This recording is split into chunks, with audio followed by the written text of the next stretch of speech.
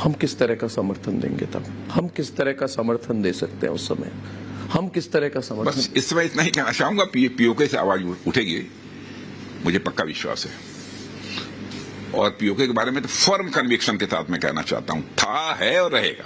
और पाकिस्तान की सरकार को ये समझ लेना चाहिए, पाकिस्तान की सरकार को, जो ऐसे भी मतलब अपनी विडंबना में रहती है हमेशा, अभी तो इतनी उनकी इकोनॉमिक क्राइसिस चल रही, उनको क्या संदेश है आपको पीओके को लेकर? नहीं, उनको मैं कोई संदेश नहीं देना चाहता हूं, लेकिन उनकी समझ में तो चीजें आ ही नहीं होंगी, मेरा ऐसा मानना है। जो संदेश जाना होगा वो संदेश जाएगा समय के साथ। देखिए, पीओके की तरफ देखते रहिए।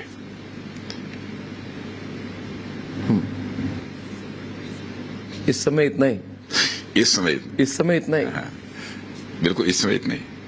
मगर होगा कुछ, होगा तो कुछ नहीं, निश्चित रूप से पीओके से आवाज उठेगी, मैं कॉन्फिडेंट हूं। और हमारा अधिकार, क्योंकि मुझे याद है 2 साल पहले मैंने मुझे बोला था जी, उसके बाद मैंने देखा कि पीओके में आवाज उठने लगी थी।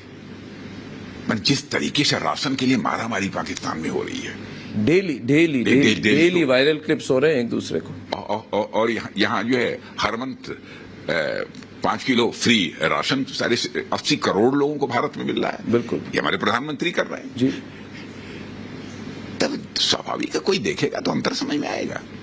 आपको भी तो रिपोर्ट आ रही होंगी, आपको भी तो रिपोर्ट आती होंगी, आप रक्षा मंत्री है, इंटेलिजेंस रिपोर्ट्स, दूसरे रिपोर्ट्स आपको तो आते होंगे। मतलब ये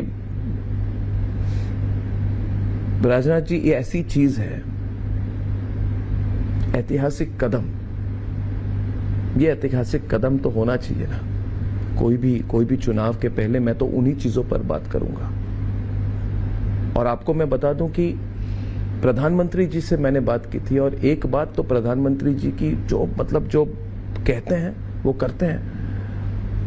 प्रधानमंत्री जी के साथ एक इंटरव्यू की थी मैंने, करीब 6 लास्ट इंटरव्यू था 2014 के कैंपेन का, और उन्होंने कहा था मुझे, पाकिस्तान के मुद्दे पर सवाल उठाया था, बड़ा फेमस लाइन था मोदी जी का। उन्होंने कहा, न बम, बंदूक और बारूद के बीच में बातचीत हो सकती है क्या? क्लिप बिल्कुल वायरल हो गई थी, और फिर लोगों को लगा था कि क्या ये फॉरेन पॉलिसी में इंप्लीमेंट हो सकती है। हमने तो दिखा दिया, बिल्कुल दिखा दिया। और बालाकोट के बाद से लेके जिस तरह से, क्या आपको लगता है कि पाकिस्तान को इशारा जा चुका है? फॉरेन पॉलिसी पर सवाल है जो डिफेंस पॉलिसी के साथ बहुत रिलेटेड। मैं समझता हूं कि पाकिस्तान को मतलब मैसेज जा चुकी है। मैं समझता हूं कि पाकिस्तान के समझ में सारी बातें निश्चित रूप से आ रही होंगी। कौन सी बातें राजनाथ जी, कौन सी बातें? भारत की स्थिति क्या है, वो कहां पर खड़े हैं। एक बार उनका विभाजन हो ही चुका है, 2 देश बन चुके हैं, और राशन के लिए वहां पर बिल्कुल मारामारी हो रही है। जो न्यूनतम आवश्यकताएं जो नागरिकों की होती हैं, बिल्कुल न्यूनतम आवश्यकताओं को भी वहां की गवर्नमेंट पूरा नहीं कर पा रही है। उसके कारण आप देखते होंगे कि वहां के भी प्राइम मिनिस्टर और भी जब बोलते हैं तो कुछ हताश, निराश से आपको नहीं लगते? हाँ बिल्कुल, हताश। कल ही मैं उनका एक इंटरव्यू देख रहा था।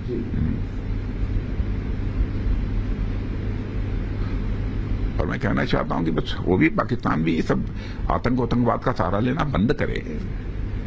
हमारे पड़ोसी हैं, पड़ोसियों के साथ हम तो अच्छे रिश्ते बनाकर रखना चाहते हैं। अटल जी हमारे कहा भी करते थे कि जिंदगी में दोस्त बदल सकते हैं लेकिन पड़ोसी नहीं बदलते।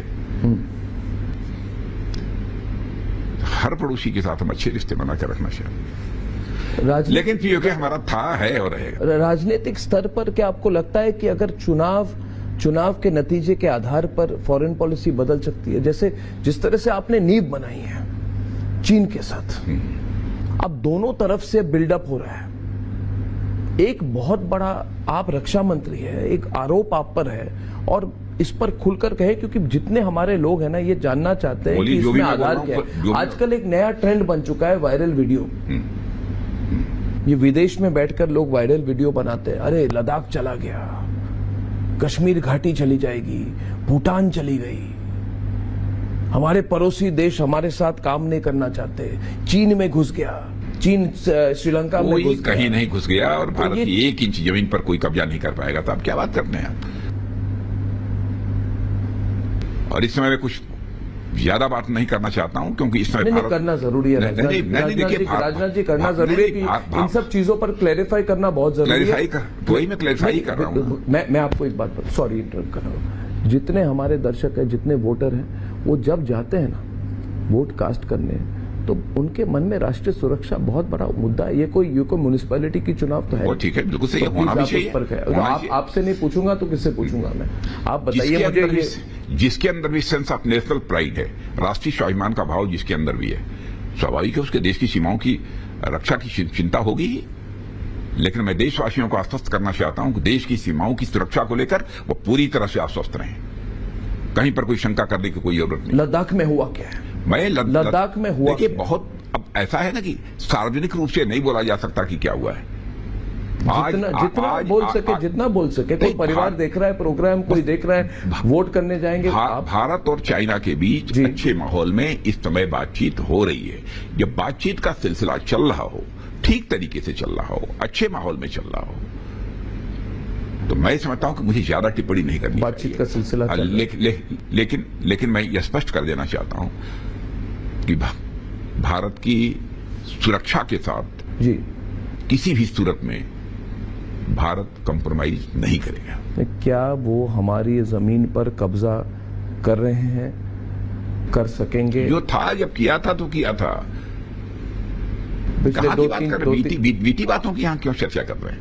बीती बातों की बात कर रहे हैं। नहीं, वो जो हवा चल रहा है आजकल, नहीं, हवा जो चलाने की कोशिश चल रही है कि लद्दाख के कई पिछली बातों की चर्चा कर रहे होंगे लोग, वही दिमाग में बैठा होगा लोगों को, और उसकी चर्चा मैं नहीं करना चाहता। मैं तो अपनी गवर्नमेंट की बात कर रहा हूं।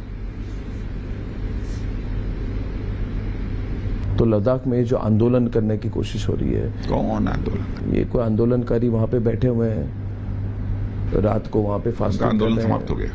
आंदोलन समाप्त हो गया। आंदोलन समाप्त हो गया, जो मुझे जानकारी मिली है। लोगों को उकसाने की कोशिश चल रही है, ऑटोनोमस काउंसिल बनाई जाए। करने दीजिए। तथ्य को लंबे समय तक झुठलाया नहीं जा सकता। तथ्य तथ्य है, सत्य सत्य है। चीन के साथ हमारा एग्जैक्ट रिलेशनशिप क्या है इस वक्त, और कोई चांस है क्या? हाँ, कोई फ्लेयर अप हो जाएगी? बात सही है। पहले से भी चाइना के साथ हमारे रिलेशन तनावपूर्ण रहे हैं, इसमें कहीं दो मत नहीं है। अभी तनाव कितना? नहीं, लेकिन बातचीत जो इस समय चल रही है अच्छे माहौल में चल रही है। मैं देशवासियों को मैं बतलाना चाहता हूं। गलवान में जो हुआ वो फिर से हो सकता है? नहीं, गलवान मैं कह रहा हूं कि हो सकता है, क्या होगा, कैसे होगा। इस समय अच्छे माहौल में बातचीत चल रही है दोनों देशों के बीच, और मैं समझता हूं कि जो सीमा विवाद जो लंबे समय से चला रहा है भारत और चाइना के बीच, हम ये चाहते हैं वो सारा का सारा सीमा विवाद सुलझ जाना चाहिए। सुलझेगा? और यह बात हम लोगों ने चाइना को सुलझ सकता है? सुलझ सकता है। आज की जैसी स्थिति बनी है, सुलझ सकता है। बिल्कुल सुलझ सकता है। और राष्ट्रीय हमारे नेशनल इंटरेस्ट को बिना कॉम्प्रोमाइज किए, बिना अपने हमारे भारत के नेशनल इंटरेस्ट को कॉम्प्रोमाइज किए, और मेरा विश्वास दिनों दिन ये और पक्का होता जा रहा है। इसका आधार क्या है? देखिए, भारत के बारे में भी जो पहले जो सारी इंटरनेशनल कम्युनिटी में धारणा थी, अब काफी बदल चुकी है। अब देखिए, एक छोटा सा उदाहरण है आपको देता हूं। बताइए ना, धारणा कैसे बनी। बताइए ना। रशिया और यूक्रेन के बीच वार पिछले दो वर्षों से चल रहा है। जिस समय रशिया यूक्रेन वार ये प्रारंभ हुआ था, आपको जानकारी है कि हमारे भारत के लगभग हजारों बच्चे वहां पर कोई मैनेजमेंट का कोर्स कर रहा था, कोई इंजीनियरिंग का कर रहा था, कोई मेडिकल का कर रहा था। स्वाभाविक है कि दोनों तरफ से मिसाइल, बम, तोप, गोले सब कुछ चल रहे थे। तो उनके जो गार्जियंस थे, माता पिता यहाँ थे, स्वाभाविक चिंतित हुए, कहीं क्या हो जाए, कहीं कोई हादसा ना हो जाए हमारे बच्चों के साथ। तो लोगों ने हमारे प्रधानमंत्री जी से आग्रह किया, और उन्होंने बहुत ही शालीनता के साथ, विनम्रता के साथ, जैसे एक बात करनी चाहिए कि स्टेट्समैन को, वैसे रूस के राष्ट्रपति से भी बात की, और जेलेंस्की मिस्टर पुतिन से भी बात की, और यूक्रेन के राष्ट्रपति मिस्टर जेलेंस्की से भी बात की। तो मिस्टर पुतिन और मिस्टर जेलेंस्की दोनों से बात करने के बाद आपने देखा होगा 4.5 घंटे के लिए वार रुक गई, और लगभग 22,000 बच्चे वहां से हमारे भारत आ गए। ये है ना भारत का स्टेशन। तो पहले कोई शक भारत और आज के भारत में बहुत अंतर हो गया। आप भी तो कितनी विदेश यात्रा करते हैं, इतने सार्वजनिक बहुत, जीवन में बहुत, आपने बहुत। कितना कुछ देखा है, या तो क्या लग रहा है आपको, फर्क क्या लग रहा है? जो हमें अभी कहा जा रहा है कि अगले 10 साल में हम टॉप 3 इकोनॉमी, 5 साल में top 3 economy, global economy, global ये हम नहीं कह रहे हैं। ये तो हमारी बहुत सारी जो फाइनेंशियल फर्म्स हैं, इंटरनेशनल फाइनेंशियल फर्म्स हैं, वो दावा कर रही हैं कि इसमें वर्ल्ड में फास्टेस्ट ग्रोइंग इकोनॉमी किसी की है तो भारत की है। और इस पॉसिबिलिटी को बिल्कुल रूल आउट नहीं किया जा सकता कि 2027 आते आते भारत दुनिया की टॉप इकोनॉमी की साइज को लेकर दुनिया की टॉप 3 कंट्रीज में खड़ा हो जाएगा। आपको याद है जब आप पेरिस गए थे शायद, और आपने राफेल को आपका हैंडओवर हुआ था, हाँ, हुआ था। टीका स्वस्तिक लगाया था, हाँ, स्वस्तिक बनाया था। स्वस्तिक लगाया ओम था, लिखा टीका था। ओम लिखा ओम लिखा था, और था। वहां पे इधर की जो लॉबी है बिल्कुल, नींबू भी रखा था। हाँ, बहुत अच्छा किया था, बहुत अच्छा किया था। और इधर की हमारी परंपरा है, उसी नहीं, अनुसार आपकी किया। परंपरा तो हमारी परंपरा है, हाँ, वही तो। सनातनी परंपरा है, मगर यहाँ की लॉबी शुरू हो गई थी। ये देखिए कम्युनल पॉलिटिक्स। करने दीजिए, इसको कम्युनल पॉलिटिक्स नहीं करते। यदि अपने कोई ईश्वर को याद करने के लिए कोई नमाज पढ़ता है तो उस पर मुझे कोई आपत्ति नहीं। मगर मेरा सवाल कुछ और था। मेरा सवाल था उस लॉबी को लेकर। आपको आपके राजनीतिक करियर को मैं बहुत सालों से, मतलब मुझे मौका मिला है उसको देखने में, आपको फॉलो करने में, मगर मैं आपको लुटियन का नेता नहीं मानता, क्योंकि आपकी सोच वो लुटियन वाली सोच नहीं है। मगर लुटियन की जो एक लॉबी होती है राजनाथ जी, वो तो हर चीज को एक दायरे में देखती है ना, है ना।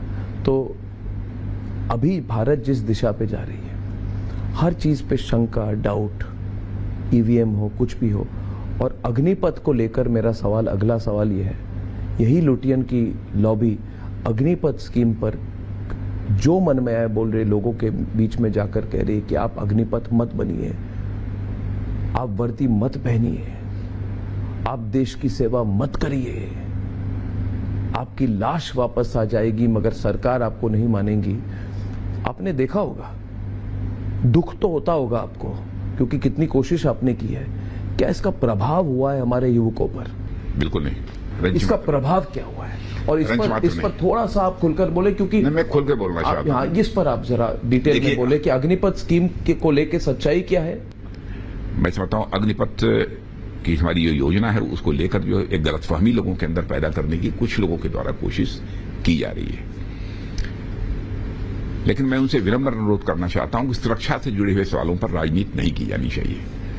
बहुत सारे मुद्दे हैं जिन पर की राजनीति। बिल्कुल।